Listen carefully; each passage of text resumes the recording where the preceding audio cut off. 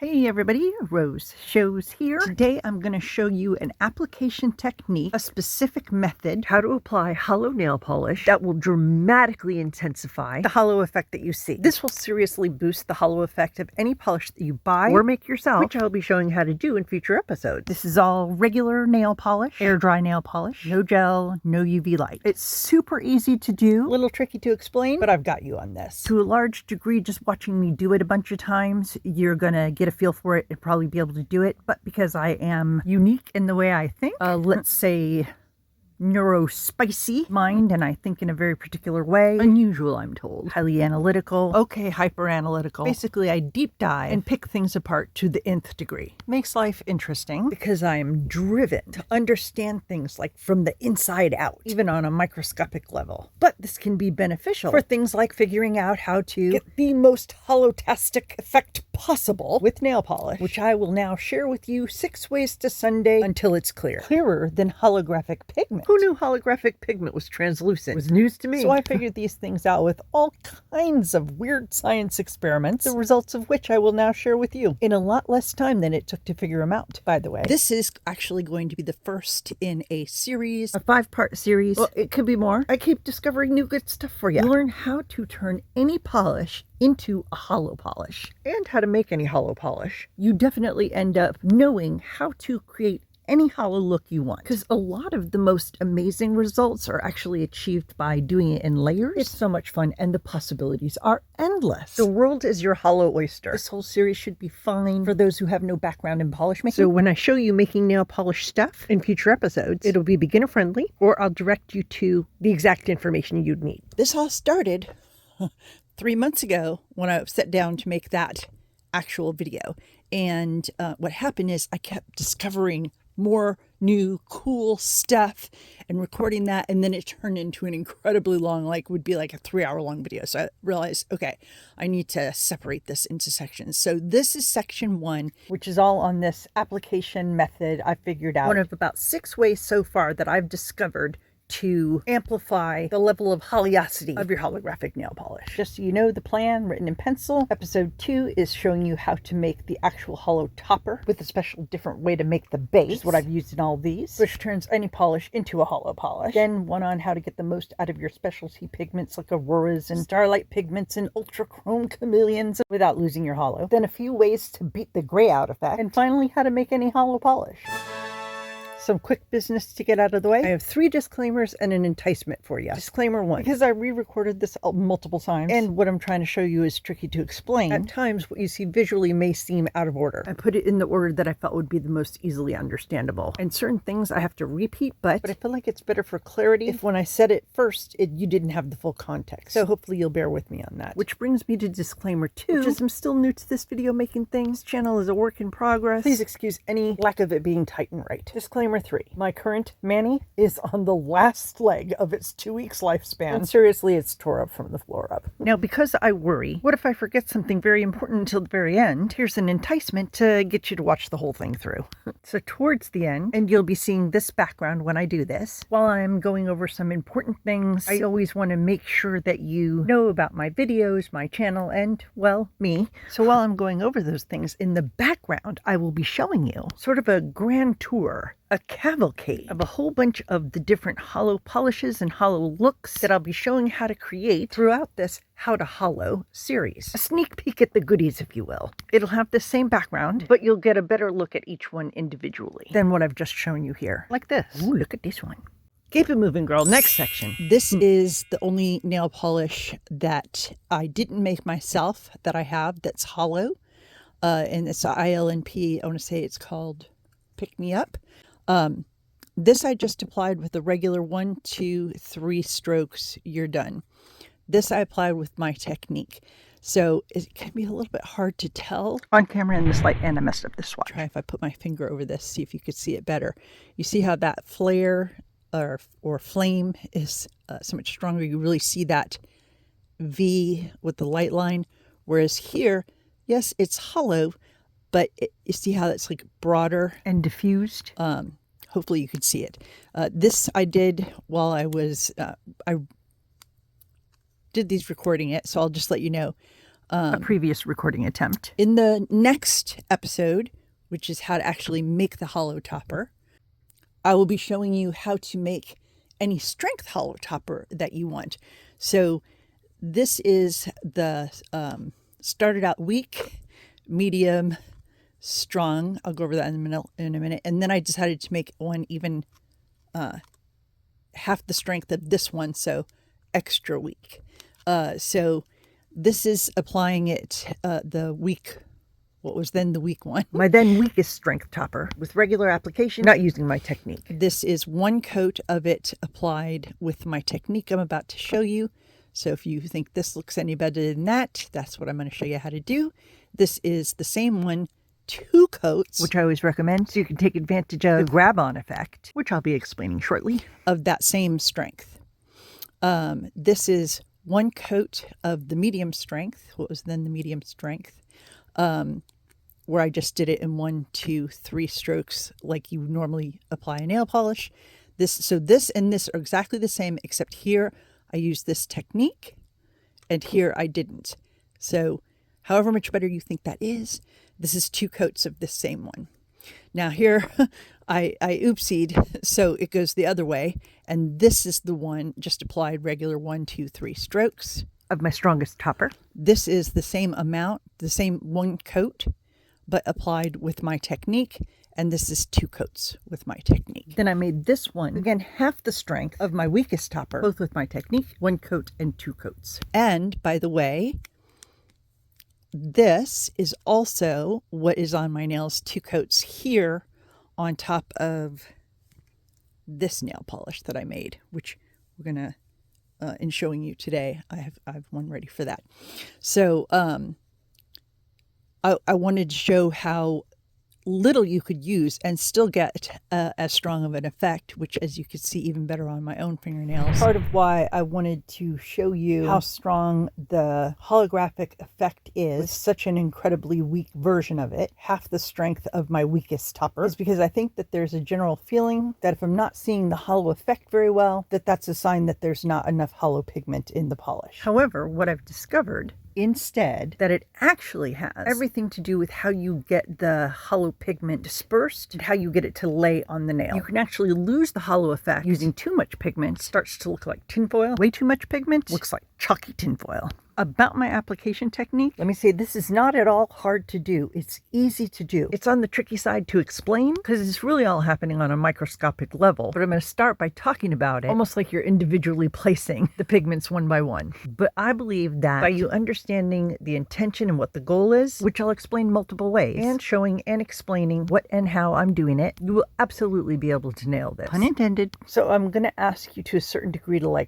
trust the process. Like if it doesn't make sense now, trust that it will by the end of this. So these microscopic pigments, your goal is to slide them on almost like a deck of cards that you're sliding across the nail. Your final goal is to have them laying like fish scales or like shingles on a roof, overlapping. That's the intention you have in your mind as you're doing it. If you picture it in your mind that when you have all of them doing that in rows where they're overlapped like this, and then the next one is also in line with that one, the next one is in line with that one, just like fish scales or shingles on a roof, and even and no bald spots, that's when you're getting what? That crazy liquid silver lines of rainbows dancing on your nails effect. So as you're applying it, you want to slide it on in straight lines across the nail this way. Everybody holding hands. No bald patches. Evenly spaced apart. Obviously, you can't control this literally, but that's the mindset. But I really feel like if you only just watched what I was doing, and I'm going to show you multiple times, multiple ways, while explaining and describing, like if you didn't know any of those specific details I just said, just by watching your nail while you do the same kind of movements I am, noticing what you're doing when you see the lines, the linear effect popping up, your mind and body and muscle memory would all get together and you'd be able to achieve this by a lot, but I want to take you all the way there. This one now is a medium to weak formula. I tend to sort of adjust it to the strength I want for the effect I want. So normally when you apply nail polish, you're supposed to get it in 3 strokes like that. So I'm going to stop there and let that one dry like that so that we'll have it to compare to, even though I did a little bit accidentally use the technique. So it'll look the best it can in 3 strokes. I don't know why, but that's what, the YouTube says, 3 strokes. So That's something I keep too, but apparently it's what you're supposed to do. And normally you want to kind of float your nail polish. So this is like the opposite. And bring you in close here. I call my technique working it. Like, work it, girl. And as you can see, I'm not trying to get it in 3 strokes. I'm stroking and stroking and sound right. So I'm kind of pushing it into the nail a little bit, into the nail polish. And you could see that my brush kind of flattens and sort of spreads out at the bottom with the way that I'm using it. So I'm really using the brush and sort of pushing from behind is the feeling. I'm not pressing hard. And don't worry, I'm going to show you this in multiple ways. Keep trusting the process. I promise it will make sense. So can you see right there? Watch me do it. Do you see how you're seeing the lines form as I go over it? Now I just messed it up. Let me do it again. Watch. You'll be able to see it better in the second coat because of what I call the grab-on effect, which we're going to really talk about here coming up next. I want to clarify that I always make my hollows half as strong as I want them to end up, purposely so that it does take 2 coats, so that I can take full advantage of the grab-on effect. To illustrate what I mean by the grab-on effect in vivid detail, I've prepared this huge dark swatch stick. Remember that the grab-on effect actually happens in the second coat. To show you, I have in this bottle silver hollow hex glitter in size 0.40.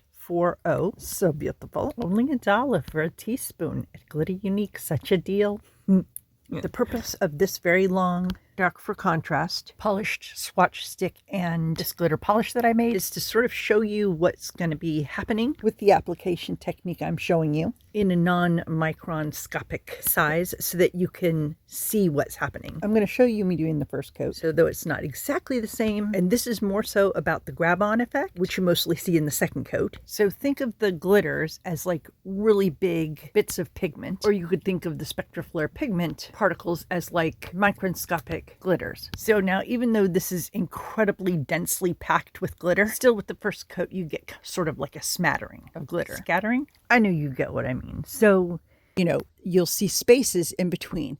And as much as possible, I'm going to go over it a few times because I want them to try to like line up and smooth out across the nail and form in lines. That's the thought in my mind.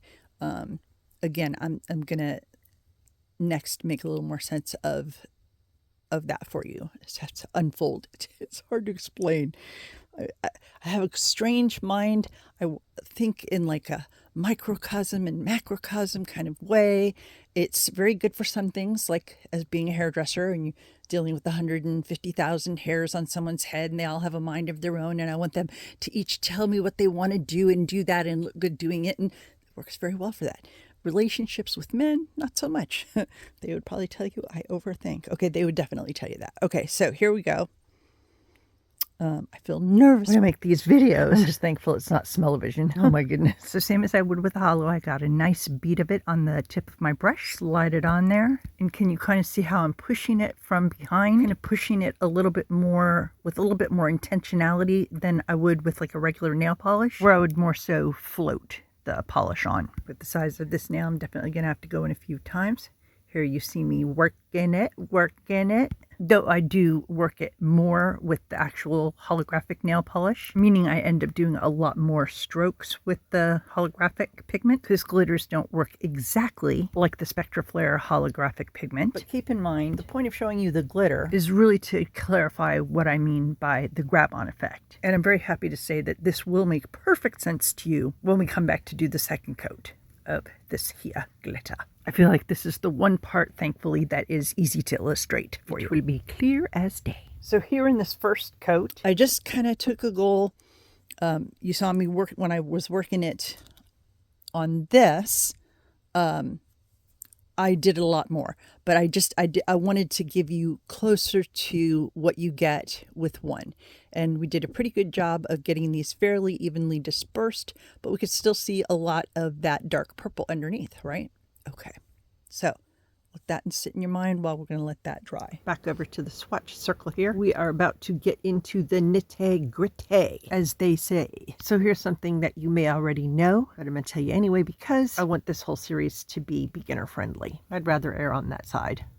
Holographic nail polish you don't get to see the full glory of it until it's completely dry. And even then, dry, top coated, and even then the next day it'll look better. And I believe, this is just my theory, I could be wrong about this. So my theory is that it's because as it dries, they shrink together and all of the little pigments like hold hands and get closer to each other and sort of overlapping each other. And that then as they reflect the light, you see more of the linear. But the same amount of nail polish was applied to each of these swatches. The first one we didn't work it, the second one we worked it. I think you could see this is a better effect already. We get that more of that organized linear flame. So that's as we're working it.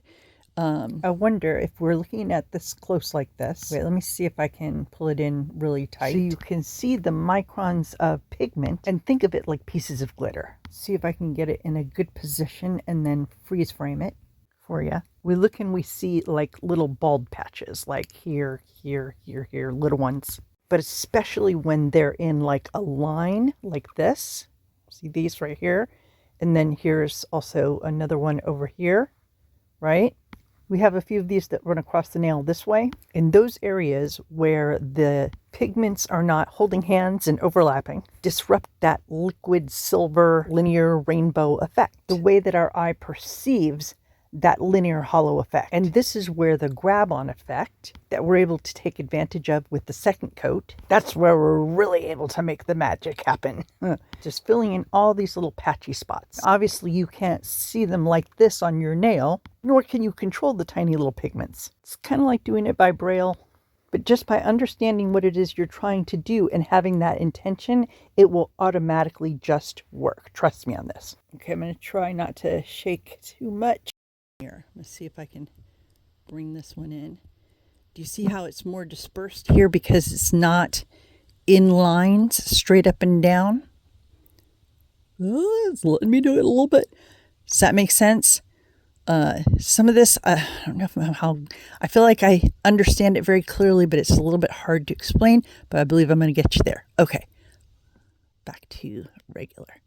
So you could even see just in that few minutes as it's drying more, the effect is strengthening. So now that we have more of an understanding of what it is we're trying to do, I'll show you again, and I bet it'll click even better. Bring you in close so you can see me pull up and get a nice bead of polish on the tip of my brush.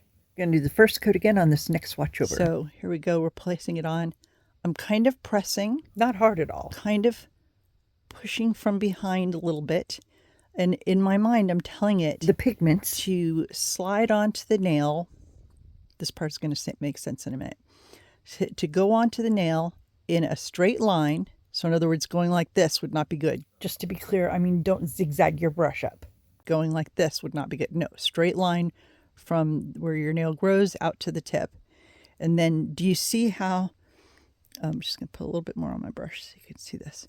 Do you see how as, I'll tell you when I'm seeing it, because I can see it happening. I have bad vision. There, look, do you see that line starting now, the linear? Do you see it happening?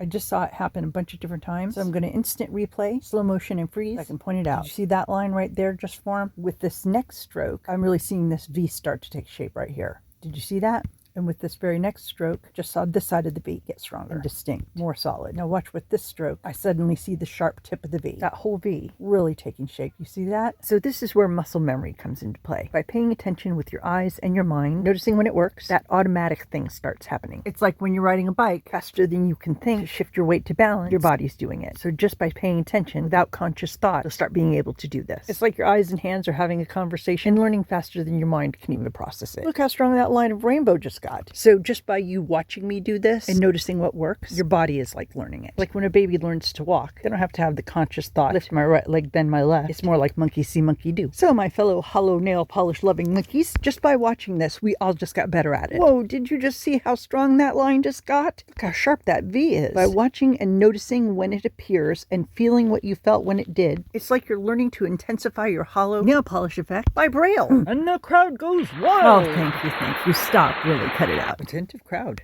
Okay, this is a little bit weird to say. The motion kind of reminds me of when a cat is cleaning itself. The intentionality of the tongue to get through the fur.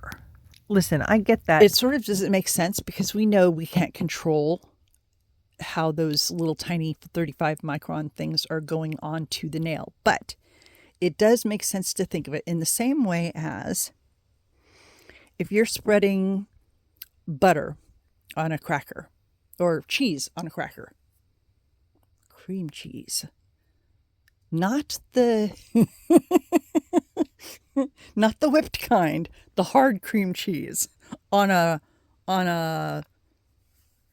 saltine cracker. It matters. I'm going somewhere with this.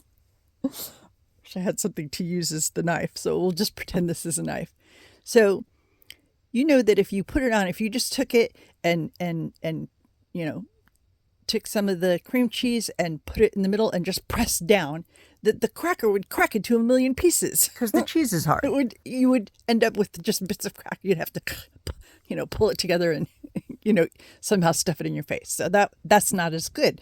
But you know, because the cracker is frail and the cheese, so you cut into it, you take it off, and then I go like this. I put it on and I go this way. But you might go like this, or you might go like this, or like it's not. I'm not trying to tell you how to move your fingers or knife or nail polish brush.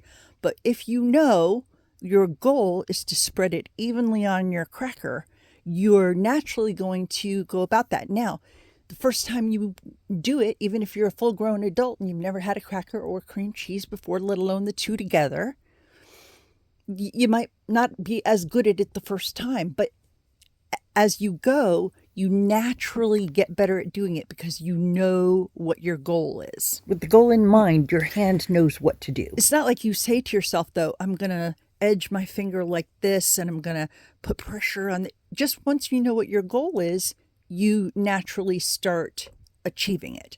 So in your mind, to realize that your goal is to have the pigment spread evenly on the nail, but in lines, and kind of like if you had a deck of cards and you spread them out like this. Like a stacked slide. I didn't have playing cards, so I got up my very beat up goddess cards like that.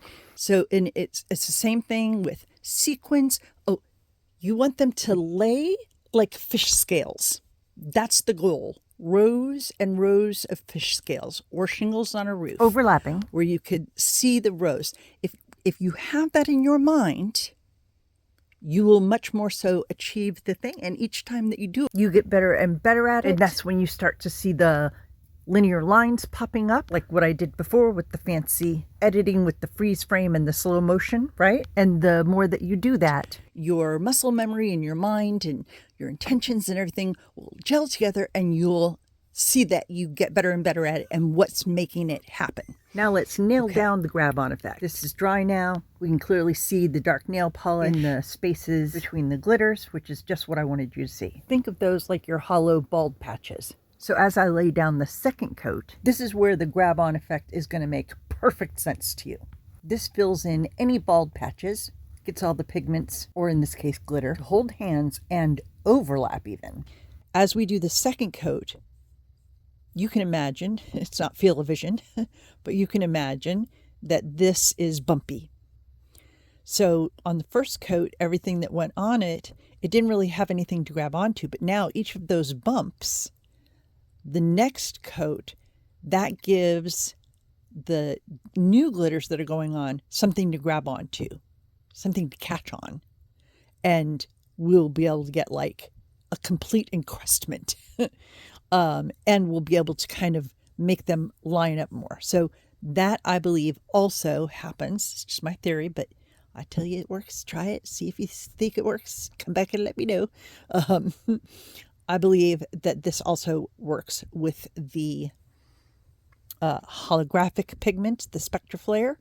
And as much as possible, you want there to be that overlap going on. Just like with fish scales. Or shingles on a roof. I get a nice bead on my brush, slide it on. And I want to be filling in any bald spots, because the glitters that I'm putting on there now are able to grab on to the bumps from the glitters that are already there before. See how it's already starting to fill in? And that's its job, to fill in any blank spots or bald spots. So the first thing it's going to do, because as I stroke up, first they're going to grab on right underneath the glitter that's already there. And with each stroke, it piles them before each little hill that the dried glitter makes. So it's filling in any bald patches. And that's its job, to fill in any of the empty spots. Does that make sense in your mind? Are you able to correlate it to the holo? Some of the ones that I put on just immediately grabbed on, and even though I'm raking over it with the brush, they're not moving. But now once it gets where that first base is laid, now these are moving across each other. And so as they're moving and as I'm working it, like working it, work it, girl. See there, did you see it? How they started to fall into like a pattern. Try to see on this side. Oh my God, it's so pretty in person. I wish you could see this. I think everyone in the world, everyone watching this should spend the $1 and get the teaspoon of the stuff, because you've got to see it in person. It's so beautiful. It's like a sequin gown. Okay, so do you see the ones that are not? Once it's all grabbed on and you've got that one layer, the ones that are moving still, those are lining up as I brush them. And partly it's the way that I'm holding the brush and the way that I'm putting the pressure on. And that's something that you're just going to get a feel for as you do it. You get better and better at it every time. I've now done this so many times, just in having re-recorded this video 5 times. Not to mention how many manis I've done on me and on swatch circles as I'm making all the different polishes. And it truly amazes me how much better at it I still get each time. So while I think this is going to immediately up your holo game, have a little patience with yourself, knowing you're going to rock it more and more each time you do it. Keeping in mind that some of it happens on a conscious or on purpose level. Also, a lot of it is happening sort of automatically in the connection between your eyes, hands, and intentions. Sort of like walking. Your mind isn't thinking left foot, right foot. You just know you want to get there and your body takes you. So this is kind of the same kind of a thing to a certain extent as we understood with the cracker. Ooh, pretty. This looks kind of pretty. I'm looking at the face of the phone right now because when I'm doing the nail polish, I can't do that looking through the phone. But in person, oh my goodness, it's like dazzling. It's like blinding. It's like enchanting. Let me see if I can try to get the phone to show you a little more what it's like in person. Oh, there, I got it a bit there. Ooh, yeah, I can't get it. You're just gonna have to trust me. The phone just cannot do it justice. There's got to be a technique. If anybody knows a technique to make the dazzle show on the phone, on the video, let me know. Mesmerizing. But don't be mesmerized, because next up, not scary. I just want to connect a few dots. I made this like a medium weak strength, but I show you how to make all different strengths. And then this is episode 1 is the technique. Episode 2 will be making your topper, just a plain topper, but multiple different strengths. Side note, it will blow your ever-loving mind how easy and unbelievably ridiculously inexpensive it is to make your own holo toppers. So even if you think making nail polish is not for you, I honestly believe you owe it to yourself to at least watch that episode, okay? Now back to the strength. I always say make the strength half as strong as you want the holo to be, so that you do it in 2 coats to take advantage of the grab-on effect. See, things are coming together here. I think they're starting to come together. Okay, and then in future episodes will be so you could put this over anything, and like on my nails now, this one's a little bit messed up, but is this color that I have on my pinky, then with this on top, only a quarter this strength. A quarter is strong. Now the pinky I did different. Here I'm showing how to beat the gray out effect. That'll be after episode 3. Note that the polish underneath on my nails and on this swatch circle is almost the same. The reason what's on my nails looks so much more woo than this is because this nail polish, which is also what I have on this guy here, has specialty pigments. And that's what I'm going to show you, is how to work with specialty pigments like auroras or starlight pigments or ultra chrome chameleons and stuff like that with holo, so as not to have any interruptions between your holo and your eyes, and that gives you a stronger holographic effect, and that will increase your final holographicity by another like maybe 10%. Also, in episode 2, where we're making this, I show you a way that I have figured out to make the base that also has less of the interruptions, and that will all make perfect sense to you in the 2nd and 3rd episode. And then I do have some episodes on how to beat the gray out effect, which I have done with this, right? You can see that the pinky looks less grayed out than the rest of the nails, because I used this color, which is this, and then I did a different holo topper on top that beat the gray out effect. So you can see here it's less grayed out. And then, so I have a few different ways to beat the gray out effect that I'll show you. And then I feel like I should show also like just how to make a nail polish with holographic pigment in it, the do's, the don'ts, the, you know, things that'll mess it up some or make it not as good, even though I really think it's better done in layers anyway. Okay, that said. All right, so now we're going to do coat number 2. My cute little doggy wants to say hi, I think. You go say hi to the people? Let me turn off this light. Oh, she says, Mama, let's say hi to the people. You got sweet potato on your face. You got sweet potato on your face, and you need a haircut very much so. Yes, you do. Look, cute baby. Hold on, I'll be back. I have to play with my dog for a few minutes. Okay, so apparently I did not actually hit record when I did the second coat on this one. Now I'll record me doing a second coat on this other one. So right now this is one coat, just regular 3 strokes application, and this one is 1 coat working it. This one is 2 coats working it, but you didn't get to see me do it, so we're going to do this one instead. Oh, but while I've got you here, I think this shows it the best anywhere in this video. Between this swatch where we didn't work at 1 coat and this swatch where we did work at 1 coat, how much stronger you see the lines of liquid rainbow, that linear holo effect we love. How dramatic a difference working it actually makes. Do you see it? Do you see it? Oh, I love it. I don't think I ever said what this one was. I did it before I was videoing. This is 2 coats working it of, I'm pretty sure that's using the actual medium strength topper I made in episode 2. So hold that image in your mind when you see episode 2. A real quick thing I felt like I wanted to point out, because I made such a big deal of the V line showing up and intensifying and sharpening. It doesn't have to be a V. The specific roundness of these swatches, it sort of comes out that way, but don't feel like the V is the goal. Another really important part I didn't want you to miss. The word is burnished. That's another word.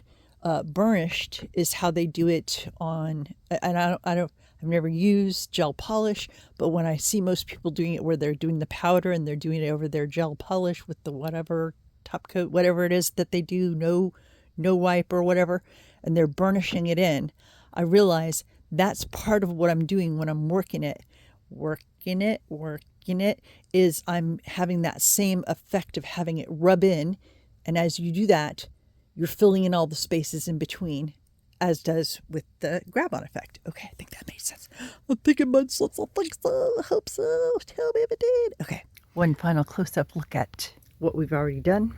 Lights, camera, action. Okay, so the lighting gets funky and the image gets grainy with this part because I was trying to resolve the me moving and the phone camera refocusing issues, and well, but I'm leaving it in because I think it's the best that you get to see exactly how I work with my brush. So, oh, and don't worry because we still have that big old purple nail. Alrighty.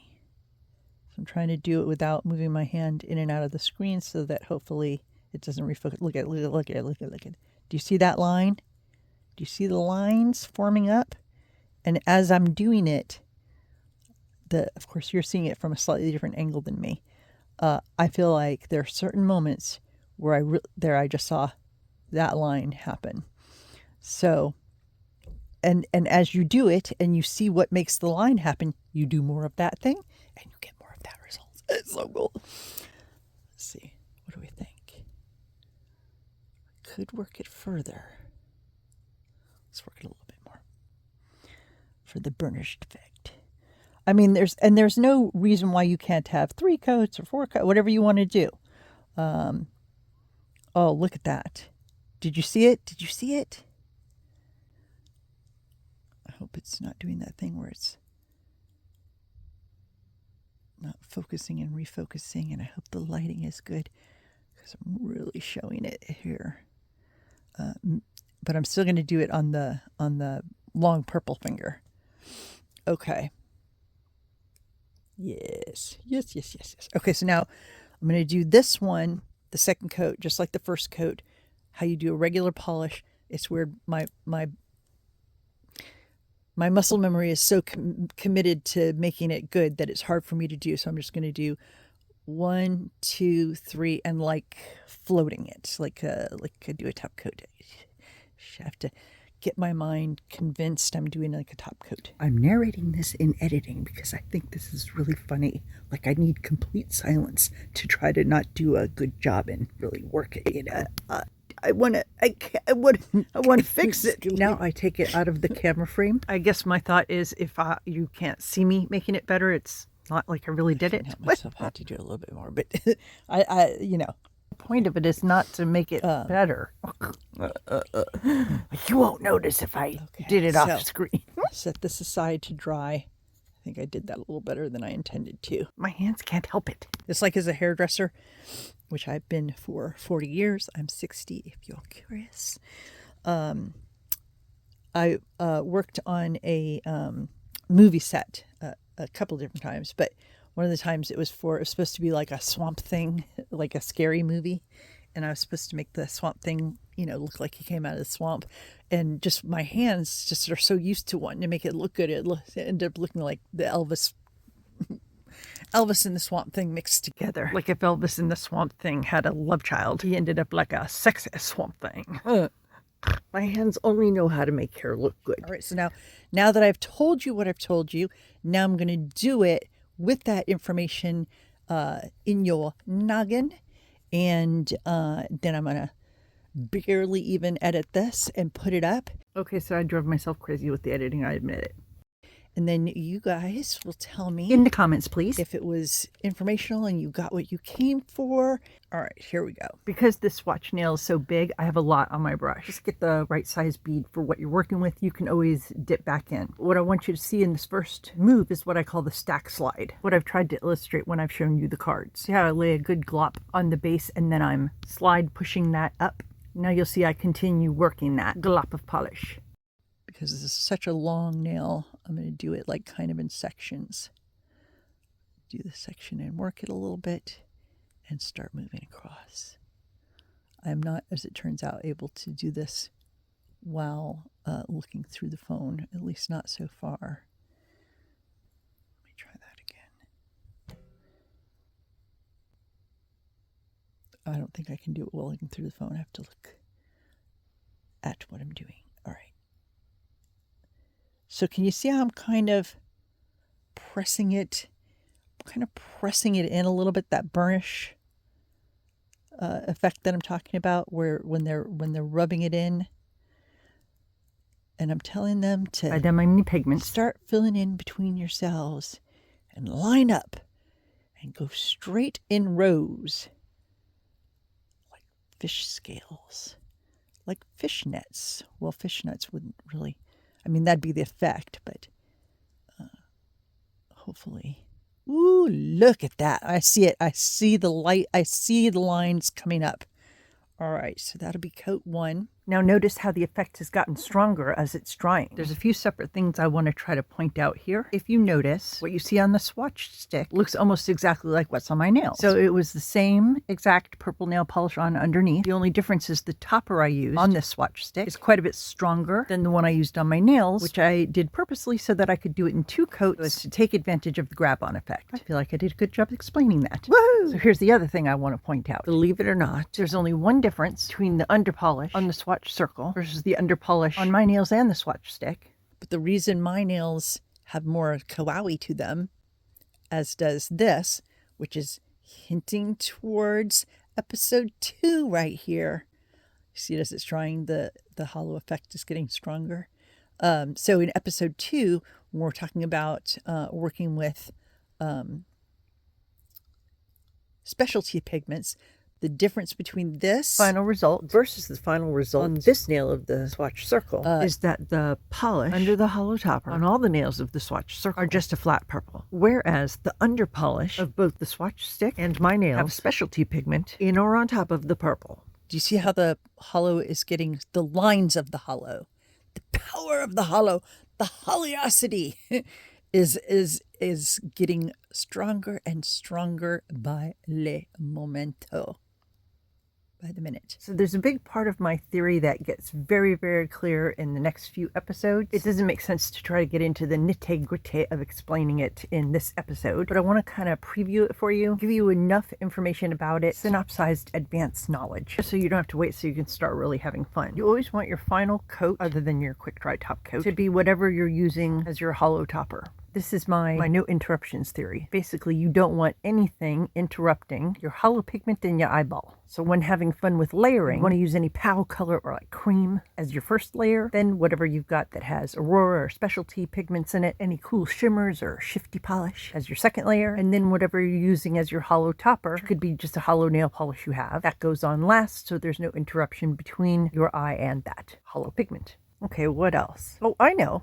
While this is drying, let me tell you a little bit more about some of the other stuff I plan to show on my channel. Besides making nail polish and nail stuff, like why else you might want to subscribe here to my Rose Shows channel. I will be showing all kinds of DIY, self-care and beauty, and all the wisdoms I've picked up in 60 years of being a connective tissue disordered hairdresser, makeup artist, skincare specialist, master colorist, soap maker, ingredient police.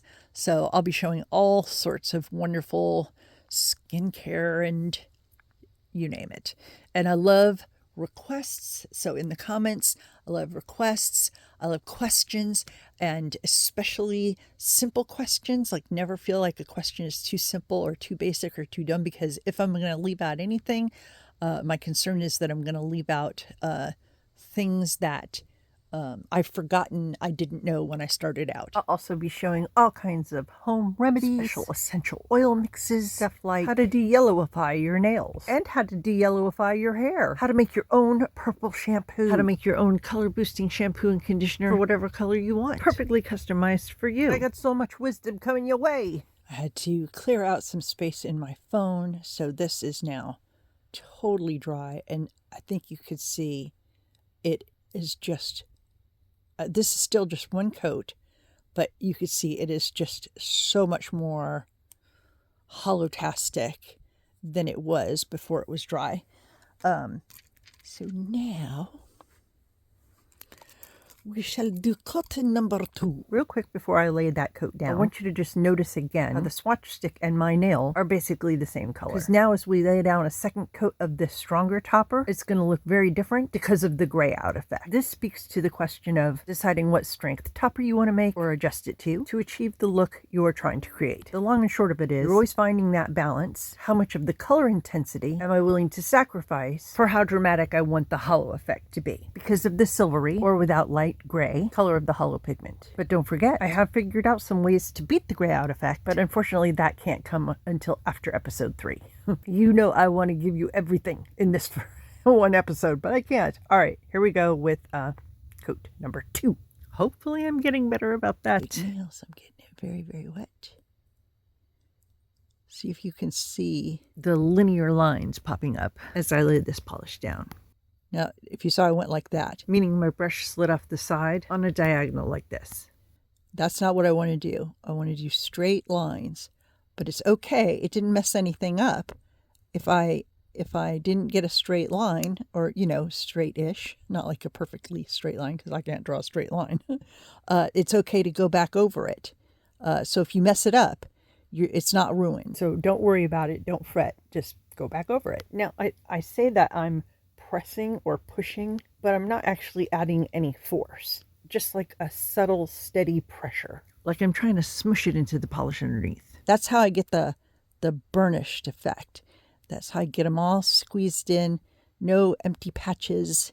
anywhere. Also, the base, the way I make it, which I will share with you in the next episode, it allows you to get a better hollow effect in 2 ways. One is no interruptions, and the other is my secret trick for making a bouncy base. Gives it slip, the ability for the pigments to move around and get into the groove. Secrets in the sauce, but I'm going to tell you the secrets. And I want to kind of point out once more how I work with my brush differently for holo than other nail polish. You see how the end of my brush really fans out as I sort of drag it along?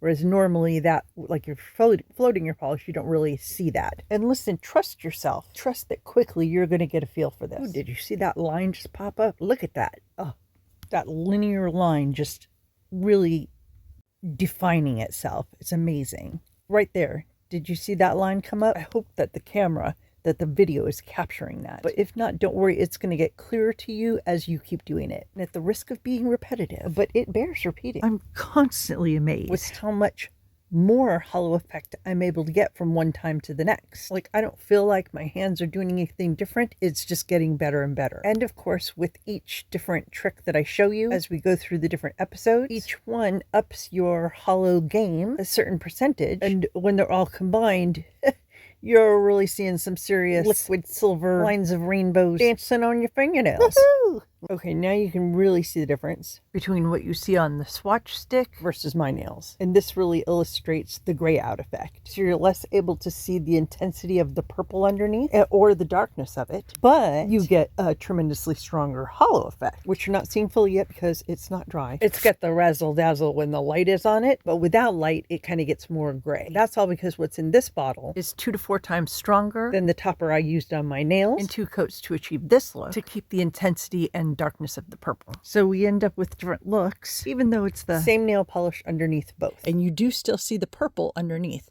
especially when you get into that light line.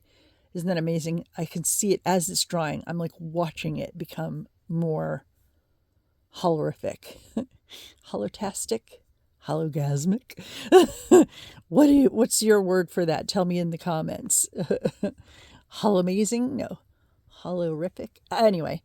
Okay, so I'm going to let this dry a little bit, and then I'll come back to top coat it with you. This isn't all the way dry yet. Just wanted to stop it and show you along the way so you get a sense of how the holo intensifies over the drying. Time travel about 5-10 minutes. Okay, so it's drier, and you could see it's hollower and completely smoothed out. I mean, it's not so dry you couldn't dent it if you tried, but plenty dry to put the top coat. Now, the top coat does intensify it, even just as I'm putting it on, as you can kind of see. Right? It's like glossifies it and sort of makes it almost like you're looking at it through glass. And just like before, as that all dries together, the holo becomes stronger again. But wait, there's more. A really amazing thing. I find it fascinating. And I find this on my own nails as well. I feel like nail polish really takes like a day to dry fully, and during that time, the holo keeps intensifying. That is to say that at least I feel like the next day, my holo is even stronger, like tighter, better. With that said, I'm going to come back and show it to you tomorrow and continue telling you more good stuff you'd want to know. So here I am the next day, mid-mani, to show you. In my opinion, this is another like 5% stronger than it was yesterday. Can you see that too? Come on, phone, focus. Going to show you how it looks today in a couple different lightings. And then we're going to time travel, fast forward a whole week, and I'll explain why when we get there. Here I'm showing you another light and with the glitter swatch stick as well. Oh, look at this. Now this is the kind of lighting where you wouldn't really see the holographic so much, and it's that amazing. Oh my God.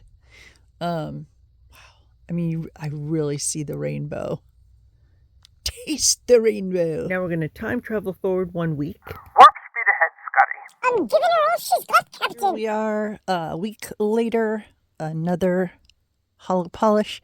This is my 3rd holo mani you've seen in this video.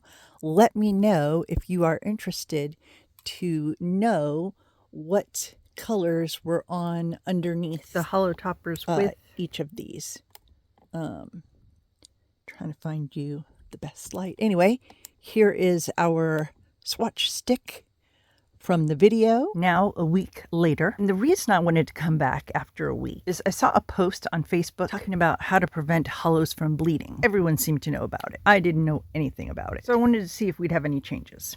And so I've been editing it for a week, so I'm not going to just say it was just about that, but I also wanted to see if this changed over a week. I am not seeing any change. So I researched it and I think I understand what they're talking about, though I have not personally experienced it. So if I get this wrong, feel free to inform me in the comments. Apparently a lot of holo polishes, especially if they're made with more intense, darker colors, when you put on the top coat, which does re-wet all layers underneath, that color can kind of bleed into the holo and overpower it some, decreasing your holosity. Holosity? We don't seem to be having that problem here. I can see the purple underneath it, which is what I want. I hope you can too. Let me know in the comments. But it's not taking anything away from the holo. I have a theory as to why the holo polishes I make don't do that, and it has to do with the base, but I don't want to go too far into it now because I may realize that wasn't why.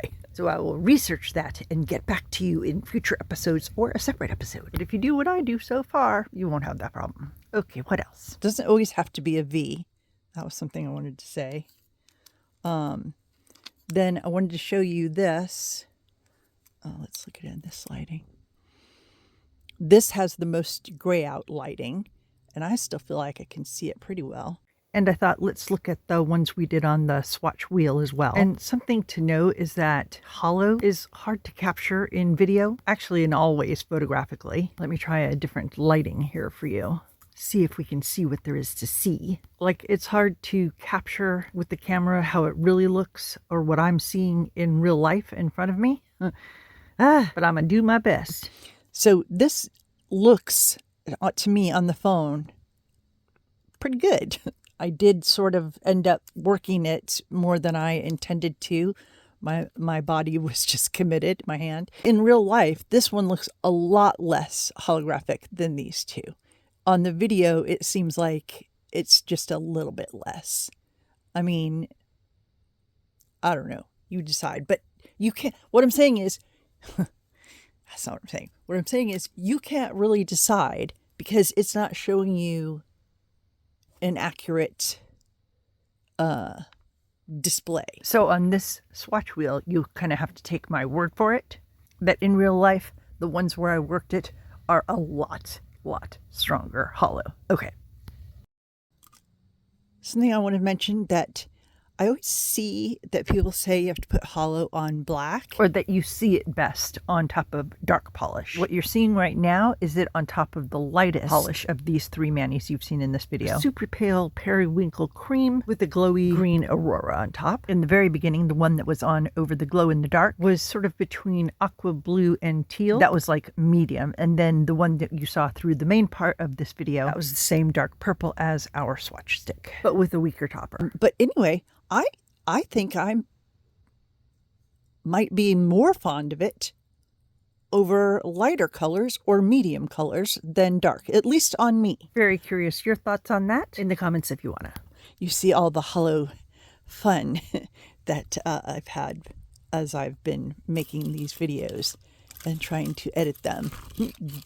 Trying very hard. Look at, I started shaking because I said it. The word edit. This thing is going to drive me crazy. So now it's going to be the cavalcade, the sneak peek, the grand tour going on in the background of all the different holo polishes I made and looks I created that I'll be showing during this whole How to Holo series. I'll spend a few minutes telling you stuff about my channel, my videos, and me, the ones I think are important for you to know in this video. And always keep in mind that though there may be repeats from one video to the next, there also may be new stuff, different stuff in every video. So here we go. I named my channel Rose Shows instead of Rose Knows because these are just my theories. There's no rules, you know, there's no crying in baseball. If you're old enough to know that movie, League of Her Own, League of Their Own, I don't know. But there's no rules in nail polish. So these are just my theories. And if you disagree, then you might be absolutely right. And I could be wrong. This is just my holo theory, what I think works, or better yet to say what works for me. So if someone else tells you something different, like they say, oh, float your holo nail polish to get the best result. That if that's what works for them, this is not an argument with anyone else. And in fact, if I saw or heard that somewhere, I would try it out too. So try both. See what works for you. I just never want anything that I say to you in one of my videos close you off to other ideas from other people, and more importantly, from your own creativity, because you might find something and tell me, and then, I have learned so much. So open minds. I even figure out new stuff all the time, which brings me right to the next part I want to talk to you about. I have come to realize that part of why I have a hard time finishing editing my videos and putting them up is I constantly have this fear that I'm leaving something out, or that I'll discover something better that won't end up in the video, because I do all the time. If I'd have made this video 2 weeks earlier, it would have been very different. So I figured out a way around this though. And you're a big part of it. Yes, you. Because another thing I try to do is to get inside your head and think about every possible question you might have to answer it, which of course I can't do. So here's the new way I'm going to think about it. I do the best I can. I make the video, edit the video, I put the video up. Then anything, and I mean anything, that you still have as a question mark hanging over your head, you ask me in the comments, especially if it's a very basic question, as those are the ones I'm most worried I will not cover. The stuff I forgot I didn't know when I started. Then, if what you asked is something I think other people would want to know too, or if it's just hard to type out an answer, or if I come up with or realize something that should have been in that episode or that you'd want to know before the next episode, I'll make a pickup video. See how important your questions are for this whole thing to work? From what I understand, I can order my playlist. So if it's something I didn't cover in episode 1 that I think you want to know before episode 2, then somewhere in the title of the pickup video, I'll put like episode 1.1, like EP 1.1, probably towards the end of the title. So what I'm saying here is every once in a while, it's a good idea for you to check the playlist to see if there's anything that you missed. Problem solved. I'm going to be able to put videos up so much faster and better now. Oh, so happy to have checked that one off the list. Okay, ready? Next topic. If this is your first time seeing one of my videos, then you don't have to pay for this one, because they're free, but they're not free. I charge gold stars, but only after the first one. The first one, you don't have to give me gold stars, but any future videos, coming in, it's going to cost you a gold star. So easy way to give me a gold star is that thumbs up. Tells me I'm doing a good job, helps me get the courage to make more of these and, put them up and stuff. Or you could put actual gold stars, or you could tell me what you love about me in the comments. But there is a rule of what's not allowed in the comments. I don't allow criticism in the comments. If I'm doing this for the gold stars, then criticism would be the opposite of that, and it's not what I'm here for. And so I've developed a foolproof way to not get my feelings hurt in my own comments.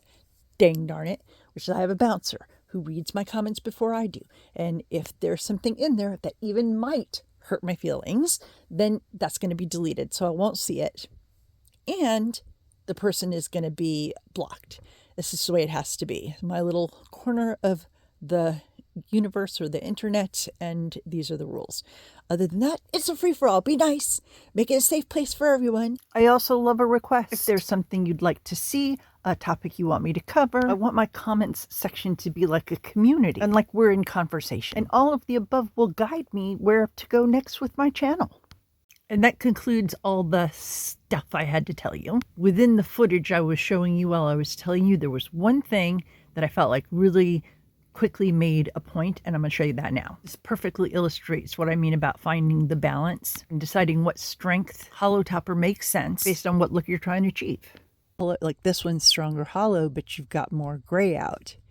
This one's deeper green, but you get less hollow.